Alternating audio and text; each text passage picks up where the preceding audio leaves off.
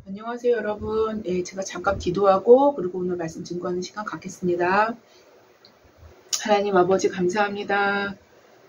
하나님 오늘도 우리에게 하나님 말씀 앞에 설 수 있도록 하나님 우리의 모든 환경을 열어주심을 감사드립니다. 하나님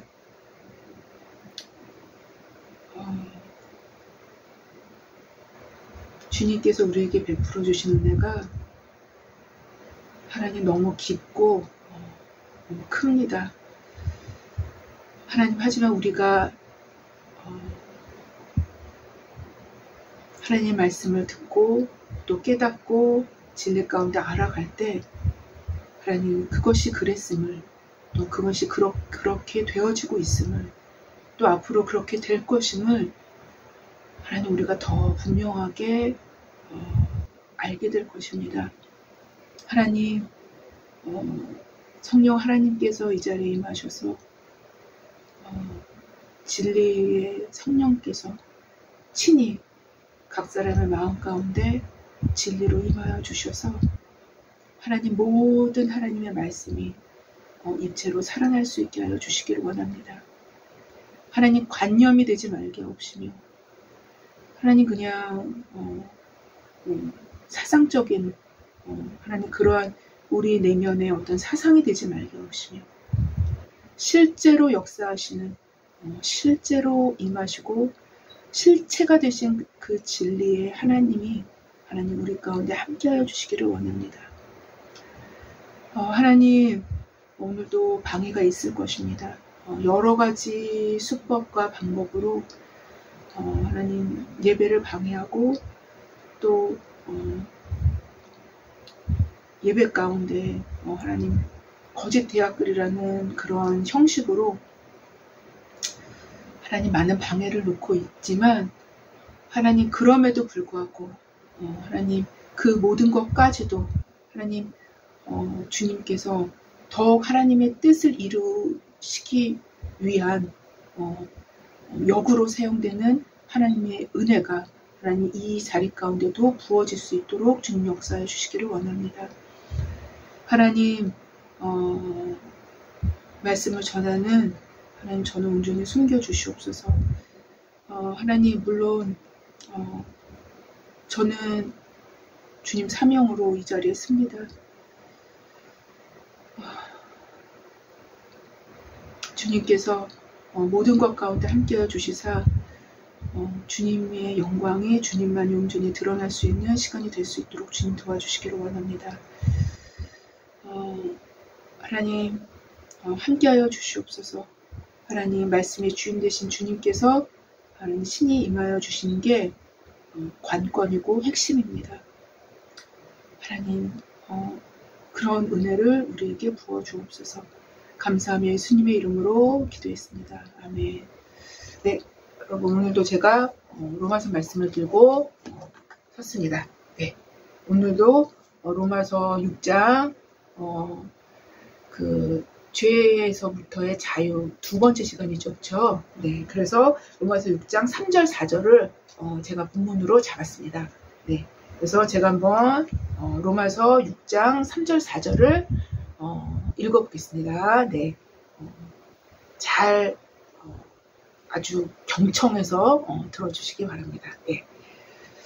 무릇 그리스도 예수와 합하여 세례를 받은 우리는 그의 죽으심과 합하여 세례를 받은 줄을 알지 못하느냐. 그러므로 우리가 그의 죽으심과 합하여 세례를 받음으로 그와 함께 장사되었나니 이는 아버지의 영광으로 말미암아 그리스도를 죽은 자 가운데서 살리심과 같이 우리로 또한 새 생명 가운데서 행하게 하려 함이라. 네, 이 본문을 가지고 말씀을 증거하는 시간 갖겠습니다. 네. 빌 허버트 목사님은 70세의 노인이시지만 자신의 나이가 6살이라고 말하곤 했다고 합니다. 예, 내 나이는 6살이야 라면서 말씀하시곤 했다고 합니다. 예. 그 이유는 지금으로부터 6년 전 호버트 목사님이 피지섬에 있었을 때 심장마비로 쓰러지셨고 의사가 사망 진단을 내렸다고 합니다. 죽으신 거죠. 예. 사망 진단을 내렸고 그 후 영안실에서 약 45분간 안치되었다가 깨어났다는 것입니다. 예. 45분간 이제 죽음을 경험했던 거죠. 예. 바로 이 45분간 죽었을 때 그는 천사의 인도로 천국 구경을 했다고 합니다. 천국을 다녀온 그는 하나님이 예비해 놓으신 새 예루살렘 성에 아주 너무나도 형언할 수 없는 그 아름다운 영광을 보고 나니까 이 세상의 부귀영화가 아주 분토만도 못하다라는 게 너무나 이제 실감이 된 것입니다. 예. 그래서 그는 바로 이 시점을 기준으로 해서 그러니까 그 경험을 했던 그 시점을 기준으로 해서 다시 새롭게 태어났다는 의미에서 자신을 6세라고 6살이라고 말하고 계셨던 것이에요. 예, 그래서 나는 6살이야 라고 이렇게 말씀하시고 계셨던 것입니다. 예. 자신의 죽음 사건이 너무나도 분명했듯이 의사가 사망 진단을 아예 그냥 내린 거죠. 예. 그리고 영안실에서 45분 동안 완전히 안치가 된 것입니다. 예. 자신의 죽음 사건이 너무나도 분명했듯이 자신이 보고 온 그 45분간의 천국 여행 역시 그에게는 너무도 분명한 삶의 사건이었었던 것입니다. 이것이 너무도 분명했기 때문에 그리고 너무도 충격적인 사건이었기 때문에 모든 것이 완전히 새로운 시각으로 보게 된 거예요. 예. 완전히 새로운 시각으로 이 세상을 또 보게 되지 않겠습니까, 여러분? 예. 정말 모든 것이 새롭게 보게 된 것입니다. 70년 동안 이 세상에서 살면서 듣고 보고 말했던 그 모든 것, 그리고 또 듣고 보고 말하면서 생각하고 말해왔고, 생각하고 또 느꼈었던, 마음으로 느꼈었던 그 모든 것이 한순간에 완전히 전복이 되고, 그야말로 성경의 진리가 너무나도 참되다라는 것을 새삼 너무도 명백하게 확인되는 순간이었었던 것입니다. 아마도 다시 태어난다라는 것이 정확히 이런 것을 두고 말하고 있다는 사실을 역시 새삼 알게 되었었던 것입니다. 여러분, 이런 모든 거는요, 예, 거듭남의 의미를 담고 있는 거예요. 예. 본어게인 거듭남의 의미를 담고 있는 것입니다. 예. 세상의 부귀영화는 천국을 보는 순간 가치체계를 완전히 상실한 거예요. 예. 세상의 부귀영화는 그 가치체계 자체가 완전히 무너진 것입니다. 어쩌면 빌 허버트 목사님께서는 이처럼 선명한 하나님의 진리의 말씀을 전에는 이와 같이 선명하게 어쩌면 믿지 못해 왔던 자신을 부끄러워했을 수도 있습니다. 예. 알긴 알아도 믿긴 믿어도 더 분명하게 믿지 못했던 것에 대한 아쉬움이라고 할까요? 네, 그런 것들이 생기셨을 수 있었을 듯 싶어요. 예. 여러분, 그런데요, 사실상 성경을 기록했던, 그러니까 성령 하나님의 대필자였던, 성령 하나님의 이 성경 말씀의 저자는 성령 하나님이시죠, 그렇죠? 이 성경의 그 저자셨던 성령 하나님의 대필자였던 사도들과 선지자들 역시 하나님과 복음을 이렇게 너무도 분명하게 경험한 후에 명백하고 분명한 진리 앞에서 진리의 말씀을 대필한 것입니다. 너무나도 분명한 진리 앞에서 진리의 말씀을 대필한 것임은 분명해요. 이들 모두가 자신의 생명을 담보로 진리를 지켜냈던 것을 보면 너무도 확실하게 증거가 되는 부분이죠. 이 진리가 진짜임을 말입니다. 사실 빌 허버트 목사님의 사후 체험은 어딘지 모르게 여러분 세례와 아주 상당히 닮은 점이 많아요. 여러분 세례도요, 네, 거듭남의 의미를 굉장히 깊이 담고 있습니다. 네.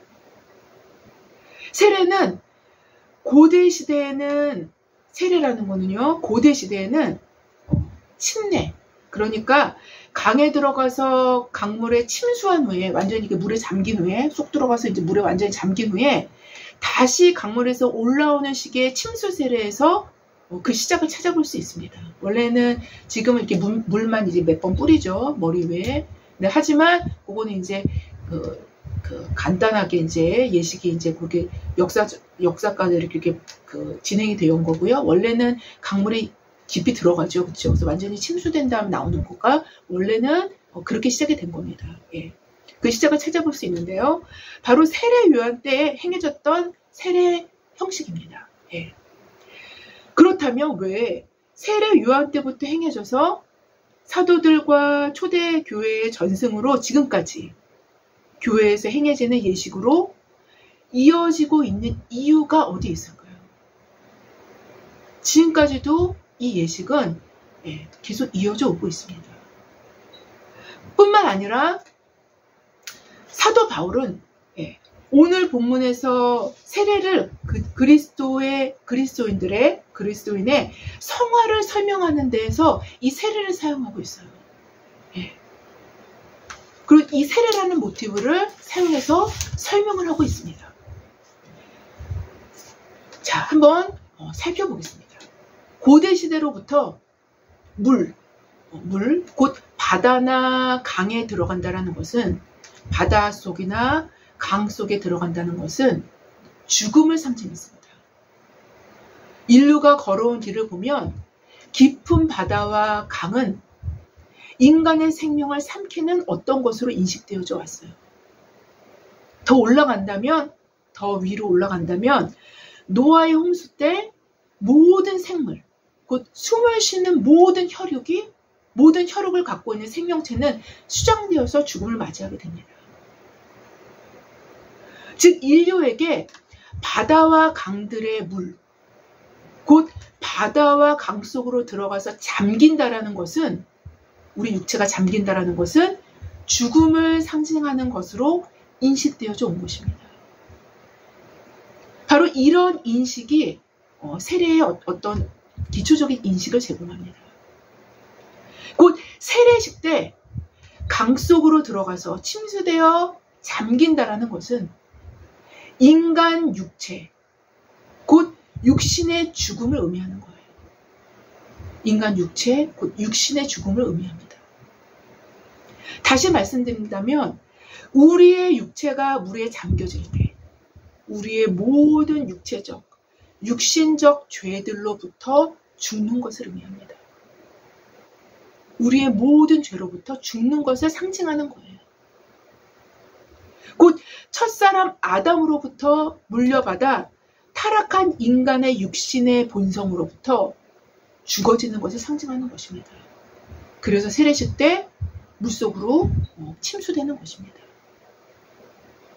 쉽게 말씀드린다면 죄로부터 죽는 것이고 또한 죄로부터 죽을 것을 선언하는 행위예요. 여러분, 세례식에서 물이 이렇게 머리 위에 물을 이렇게 두지 않습니까? 머리 위에 이렇게 물을 몇 번 이렇게 끼얹지 않습니까? 이거는 이제 상징적으로 이제 점점 간소화된 건데요. 이 의미는 죄로부터 죽는 것이고 또한 죄로부터 죽을 것을 선언하는 행위예요. 끊임없이 우리는 죄에서 죽었고 죄로부터 죽었음을 선언하고 또한 더욱더욱 죽어갈 것을 교회 앞에서, 성도들 앞에서 선언하는 행위입니다. 선언은 우리의 의지적 행위인 거예요. 우리 의지적 행위로 하나님과 천사와 하나님과 천사와 교회 공동체와 그리고 더 나아가서 사탄 앞에서조차 우리 자신이 죄로부터 죽었고 또한 죽을 것임을 표명하는 행위가 되는 거예요. 표명하는 행위가 되는 것입니다. 특별히 그리스도를 대표자로 삼은 자들, 그리스도께서 우리의 죄를 대신 지시고 십자가에서 죽임을 당하셨을 때 우리의 죄를 대신 지시고 십자가에 죽음을 당하신 거예요. 그분께는 죄가 없으셨던 거예요.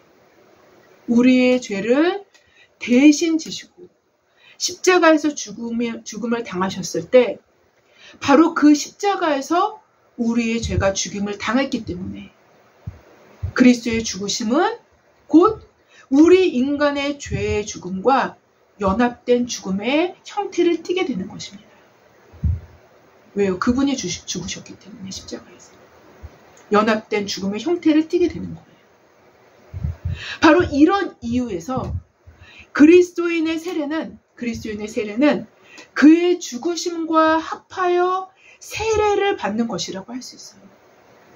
그의 죽으심과 합하여 세례를 받는 것이라고 할 수 있습니다. 예수님 자신도 자신의 십자가 죽음을 정확히 세례로 표현하신 적이 여러 번 되셨어요. 여러 번 있었습니다. 네. 누가복음 12장 49절 50절 이하에 이렇게 말씀하신 적이 계셔요. 내가 불을 땅에 던지러 왔노니 이 불이 이미 붙었으면 내가 무엇을 원하리요.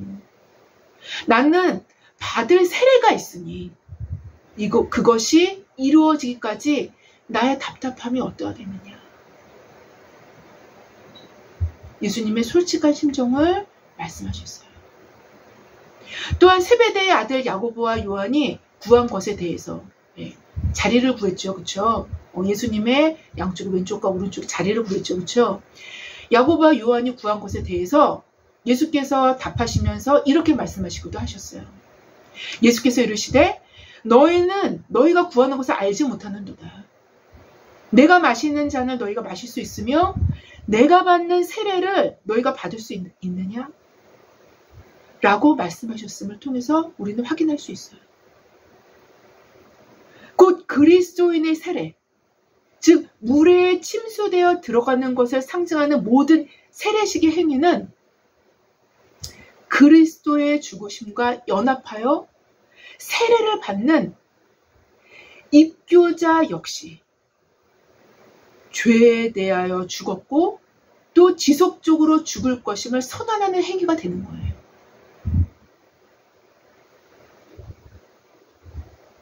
여러분, 우리가 그냥 간단하게 생각했던 이 세례식이 사실상 기독교의 굉장히 중요한 핵심적인 의미를 상징적으로 보여주고 있는 것입니다.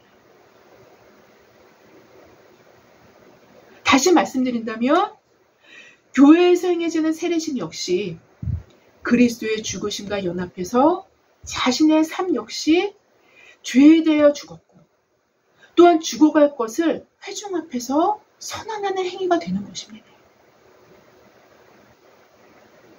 여러분, 이 의미를 분명히 아는 것이 굉장히 중요한 이유는요. 그리스도께서 우리의 죄를 대신 지시고 죽으셨기 때문에 더 이상 죄에 대해서 얽매일 필요가 없고 죄에 대하여 자유케 된 이상 우리가 죄를 죽이는 고통스러운 수고로움, 고통과 이 수고로움에서 벗어날 수 있다는 착각에서 우리를 깨어나게 한다는 거예요. 여러분요, 죄에 대해서 죽는 거는요, 우리가 죄를 막 적극적으로 우리가 죄를 죽이는 게 아니에요. 내 자신을 하나님 앞에 내어드리는 수고함이 있는 거예요. 내 죄를 하나님 앞에 내어드리면서 회개하는 수고로움이 있는 거예요. 그 고통을 느껴야 되잖아요. 그 고통을 느끼는 수고로움이 있는 거예요.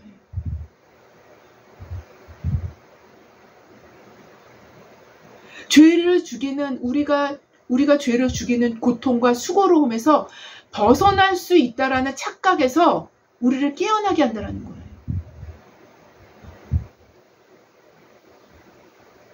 사실상 그의 죽으심과 합하여 세례를 받았다라는 것은 죄의 종노릇에서 벗어나기 위한 죄의 종노릇에서 벗어나기 위한 내적 혈투가 시작되었음을 말해주는 것입니다. 다른 방향에서 비추어 봤을 때는 이런 의미를 갖고 있어요. 내적 혈투는 그의 죽으심과 연합되기 위해서 자신을 죄에 내어주지 않는, 자신을 죄에게 내어주지 않는 수고로움과 죄의 성향을 감지하고 성령의 도우심으로 성령의 도우심으로 끊어내는 무단한 인내의 과정이 요청된다는 거예요. 바로 이때부터 시작해서 우리의 삶을 계속적으로 이끌어가는 것이 바로 이러한 혈투입니다. 여러분, 이것을 그려낸 것이 로마서 6장 7절입니다. 6장과 7장입니다. 6장과 7장. 네. 6장과 7장이에요.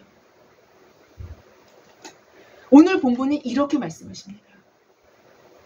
무릇 그리스도 예수와 합하여 세례를 받은 우리는 그의 죽으심과 합하여 세례를 받은 줄을 알지 못하느냐.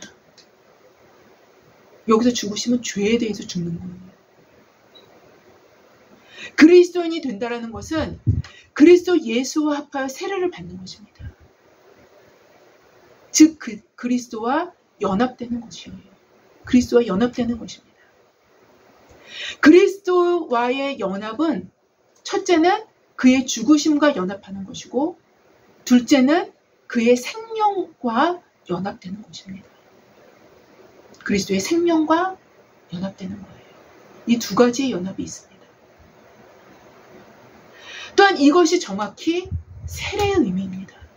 이것이 정확히 세례의 의미였어요. 그의 죽으심과 연합된 것을 상징적으로 보여주는 것이 물속으로 침수되어 잠기는 것으로 표현되어졌다면, 지금까지 설명한 것처럼 표현되어졌다면, 물속에서 잠겨 있다가 다시 나오는 것은 옛사람, 곧 아담을 대표자로 삼았던 모든 죄의 본성에서 죽고 완전히 새로운 생명인 그리스도를 대표자로 삼는 새로운 생명의 접붙임을 받아서 연합되어지는 것을 상징적으로 보여주는 것이 바로 물에서 이렇게 나오는 것입니다. 새로운 생명으로 다시 태어난다는 것이죠. 거듭 낫다라는 것입니다. 그걸 상징적으로 보여주는 거예요. 곧 성도는 그리스도의 죽으심에 연합되어지는 것이며 또한 그로 인해 그리스도의 생명에 연합되어지는 거예요. 만약 그의 죽으심에 연합되지 않는다면 그의 생명에 연합되는 것 역시 사실상 불가능해지는 것입니다. 이 두 가지의 연합은 불가분의 관계로 서로가 서로에게 지대한 영향을 미칩니다. 왜냐하면 그리스도는 죄와 연합할 수 없는 분이시며 그리스도는 죄와 연합할 수 없는 분이셔요. 또한 죄는 그리스도와 연합할 수 없기 때문인 것입니다. 오직 죄에 대하여 죽는 길, 곧 그의 죽으심과 합하여 세례를 받는 길만이, 이 세례는 제가 상징적으로 표현하는 것입니다. 네. 그의 죽으심과 합하여 세례를 받는 길만이 그의 생명에 참여할 수 있게 되기 때문인 거예요.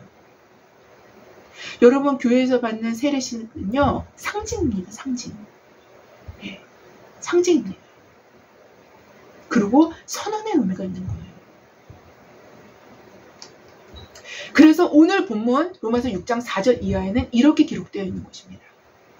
그러므로 우리가 그의 죽으심과 합하여 세례를 받음으로 그와 함께 장사되었나니 이는 아버지의 영광으로 말미암아 그리스도를 죽은 자 가운데서 살리심과 같이 우리로 또한 새 생명 가운데서 행하게 하려 함이라.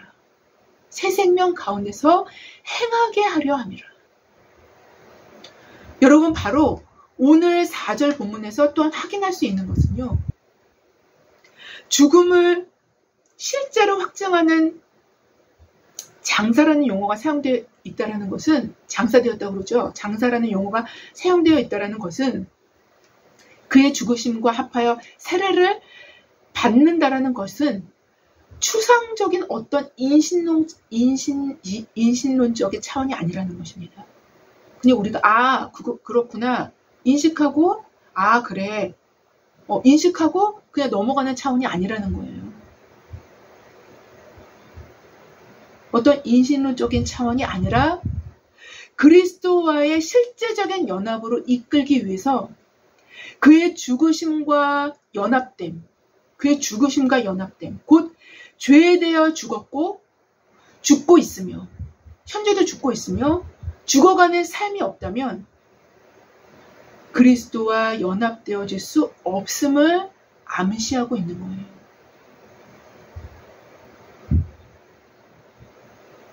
왜냐하면 이런 삶이야말로 골고다 언덕 위에서 내 죄를 위해 대신 죽어주신 그리스도의 완성된 사역을 실제로 받아들이고 있으며 관념적으로 받아들이는 게 아니라 한번 그렇구나 하고 한번 받아들인 게 아니라 내 삶에서 현재적으로 진행되는 내 삶에서 그 그리스도의 완성된 사역을 실제적으로 받아들이고 있으며 그 효력을 매일의 삶에 적용할 줄 아는 믿음을 확보하고 있음을 보여주고 있는 거예요.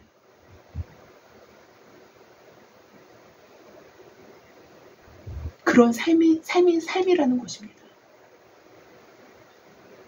또다시 그 이유는 그를 실제로 믿을 때 실제로 그 효력을 삶의 한복판에서 적용할 수 있기 때문이기도 한 거예요. 그를 실제로 믿을 때 그 십자가의 효력을 실제로 내가 믿기 때문에 그 효력을 삶의 한복판에서 내가 항상 적용하며 사는 거예요.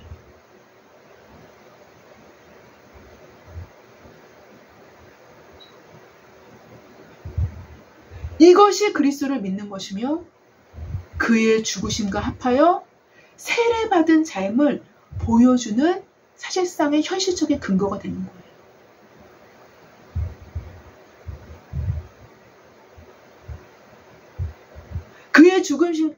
그의 죽으심과 연합은 그의 죽으심과의 연합은 필연적으로 그의 생명과 연합되게 되며 다른 표현으로는 그의 죽으심과 연합되어진 만큼 그의 죽으심과 연합되어진 것만큼 그의 생명의 진액을 더욱더 확실히 받아 누릴 수 있게 되는 것입니다. 비례합니다. 본문 4절 하반절을 다시 확인한다면 우리 또한 새 생명 가운데 행하게 하려 함이라 라고 기록합니다. 사도는 새 생명 가운데 믿게 하려 함이라 라고 말씀하시지 않으셨어요. 새 생명 가운데 행하게 하려 함이라 라고 성경 본문은 기록하고 있습니다.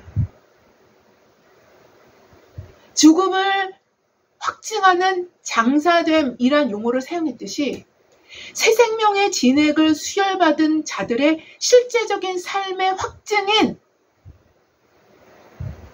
그들의 행위로 드러내 보여지게 된다는 거예요.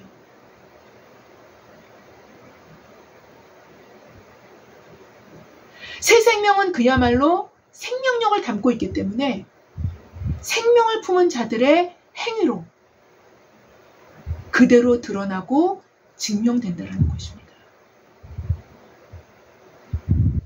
곧 로마서 6장 3절 4절의 세례, 곧 그리스도와 연합을 이루는 세례는 그리스도인의 삶이 추상과 관념과 인식론의 문제가 아닌 현실의 한복판에서 그것도 인간 내면의 명백한 현실과 그것과 필연적으로 연결되어지는 객관적인 삶의 현실을 요청하고 있다는 거예요. 그거를 요청하고 있는 거예요. 그거를 요청하고 있는 거예요.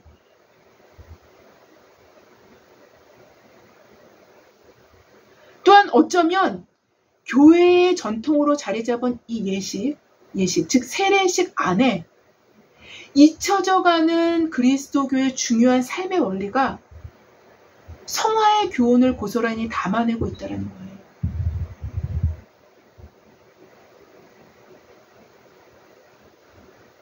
언제부터인가 그리스도교의 중심부에 인간 육체의 편의주의, 모든 것을 쉽고 편리하게 만들어, 자꾸 편리하고 쉽게 만들어 나가는 거예요.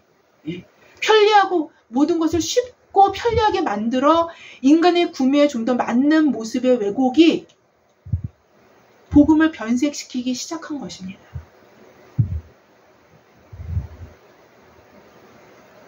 그러나 교회의 전통, 곧 오래된 세례식의 본질은 우리로 그리스도교는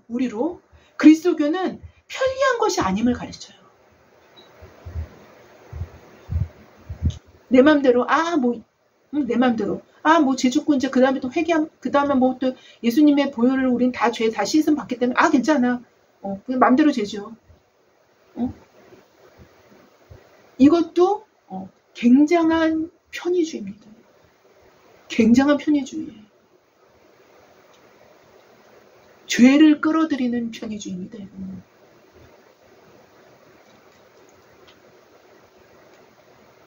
그러나 교회의 전통, 곧 오래된 세례식의 본질은 우리로 그리스도교는 편리한 것이 아님을 가르쳐요. 게다가 인간 구미에 맡기보다는 인간 구미 자체에 질문을 던지게 합니다. 그리고 본질 안에서 그 구미를 버리라고 하십니다.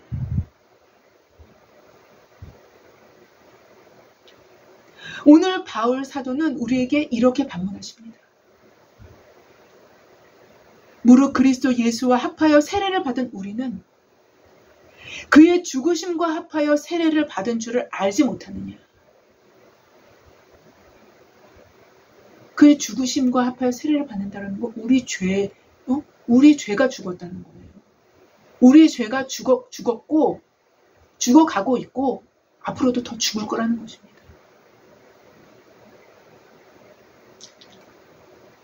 우리가 받은 세례는 죽으심의 세례라는 거예요. 무엇에 대해서 죽으심의 세례냐? 지금 말씀드린 것처럼 죄에 대하여 죽으심의 세례라는 것입니다. 이 죽으심의 세례를 받지 않는다면 그리스도와 연합할 수 없다라는 것이에요. 그리스도와 연합할 수 없다라는 것입니다. 그리스도와 연합할 수 없다라는 거예요.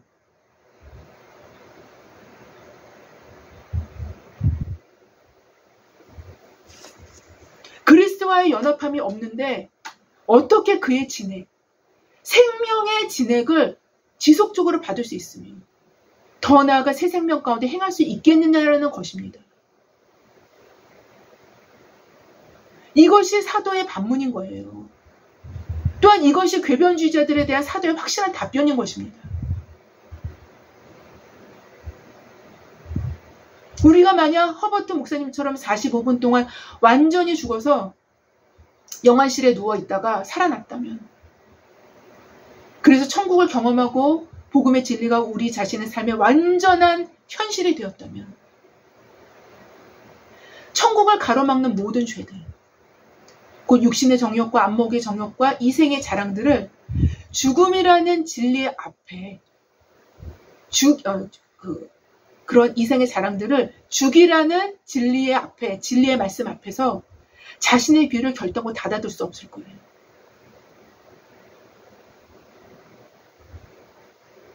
오히려 이런 말씀들을 경홀히 여길 만한 마음의 편의주의 혹은 마음 한켠에서 올라오는 합리화 자체를, 자기 자신에 대한 합리화 자체를 두려워하게 될 것입니다.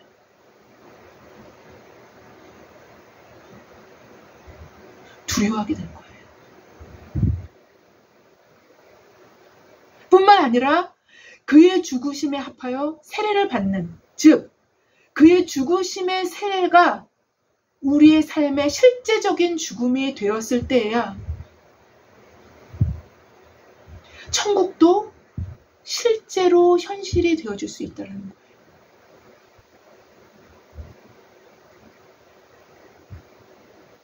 새 생명 안에 행할 수 있는 것은 곧 죽음의 세례가 선행되어 왔음을 암시적으로 확인할 수 있게 하는 것입니다. 보여주는 거예요.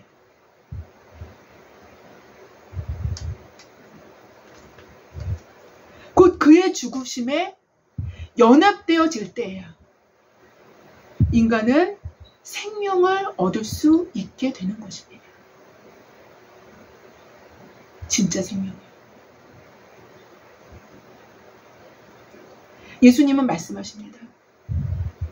내가 진실로 진실로 너희에게 이르노니 한 알의 밀이 땅에 떨어져 죽지 아니하면 한 알 그대로 있고 죽으면 많은 열매를 맺느니라.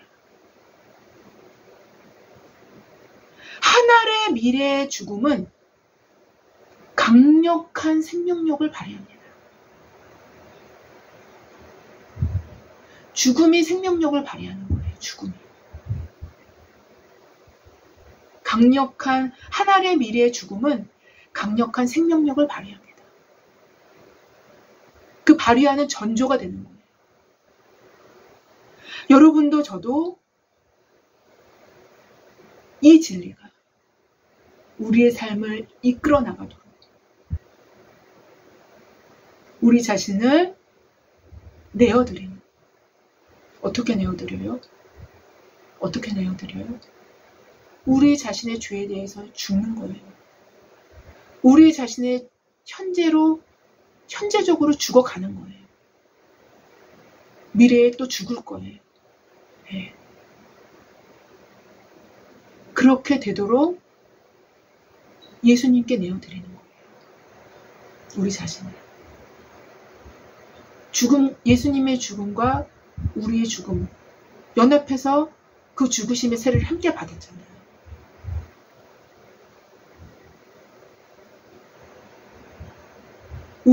이 진리가 우리의 삶을 이끌어가도록 우리 자신을 내어드리는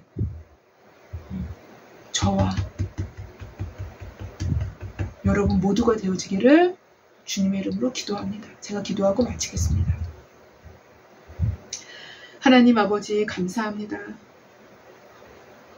오늘은 세례에 대해서 교회 안에서 상징적으로 행해져 왔던 그 세례가 사실상 초대교회 때부터 하나님 어떠한 의미로 이게 전승되어져 왔고 그 안에 얼마나 중요한 핵심적인 의미를 담고 상징적으로 교회 안에서 행해져 왔는지 하나님 그 본질을 우리가 살펴봤습니다. 아버지, 우리는 그리스도로 말미암아 그리스도 안에서 죄에 대해서 죽었습니다. 그리스도 안에서 죄에 대한 죽음의 세례를 받았습니다. 그리고 오늘도 죽어갈 것이고 미래도 죽어갈 것입니다. 그래서 성경은 죄에 대해서 죽었다 라고 표현한 것입니다. 하나님, 우리로 주의 진리의 말씀이 우리 내면의 그릇에 채워지게 하시며 그래서 이 진리가 관념이 아니라 우리의 현실이 되게 하여 주시옵소서. 감사하며 예수님의 이름으로 기도했습니다. 아멘. 감사합니다.